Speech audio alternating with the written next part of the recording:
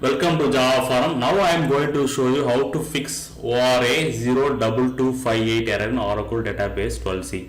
So this error is similar to a typo-like error. Okay, this is a typo-like error.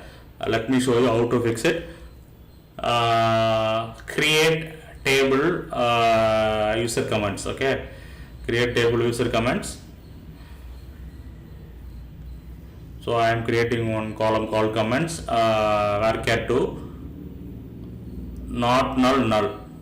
Okay, see here, ORA-02258 duplicate or conflicting null and or not null specification. So here either it should be null or not null. Okay, so both are not allowed at same time. So that is the problem here. That is the cause of this ORA-02258 issue. Now I have corrected the SQL query. I have created a not null column. That is the fix for this ORA-02258.